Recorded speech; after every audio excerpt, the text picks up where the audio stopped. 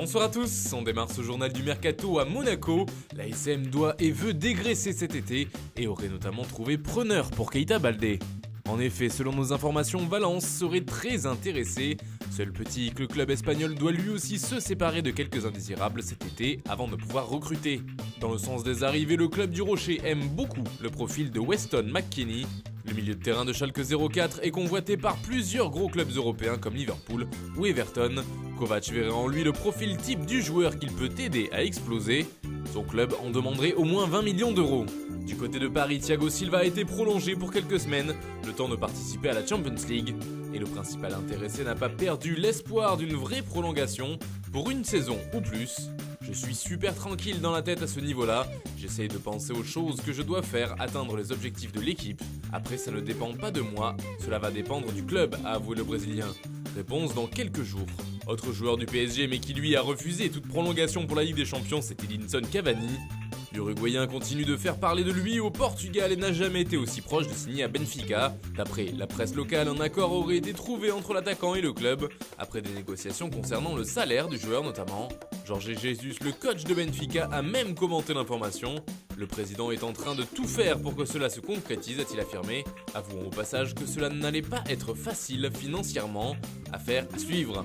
En Italie, tout le monde ne parle que de la Juve et du changement qui est en train de se mettre en forme. En effet, la vieille dame veut faire peau neuve, elle a déjà entamé le processus, avec notamment l'échange Miralem Pjanic-Arthur, officialisé il y a plusieurs semaines. Ce dimanche, le Bosnien a d'ailleurs fait ses adieux au club, où il jouait depuis 4 saisons.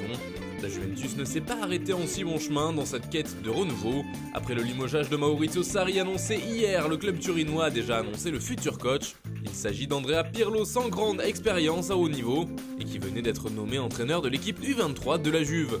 A noter que Fabio Paratici, le directeur sportif des Bianconeri, pourrait lui aussi partir et subir les conséquences de ce grand remaniement. Autre figure de l'équipe qui pourrait faire ses valises, selon nos informations, c'est Cristiano Ronaldo. En effet, la star portugaise pense à quitter la Juve et le Paris Saint-Germain ferait partie de ses destinations préférées.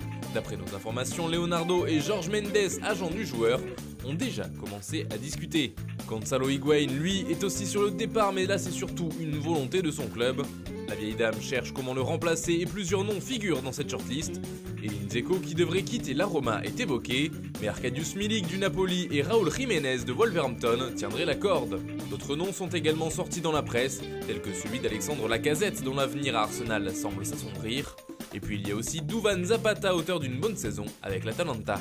Toujours dans le domaine offensif, Douglas Costa est lui aussi annoncé sur le départ et il intéresserait plusieurs équipes, dont le PSG. Pour remplacer le Brésilien, la Juve a plusieurs pistes. Il y a d'abord Adama Traoré qui sort d'une saison complète avec les Wolves.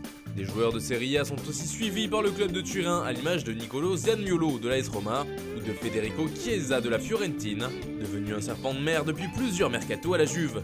Plus bas dans le milieu, Jorginho a également été mentionné, mais il était certainement lié à Sarri, son ancien coach, qui l'avait déjà fait venir avec lui à Chelsea.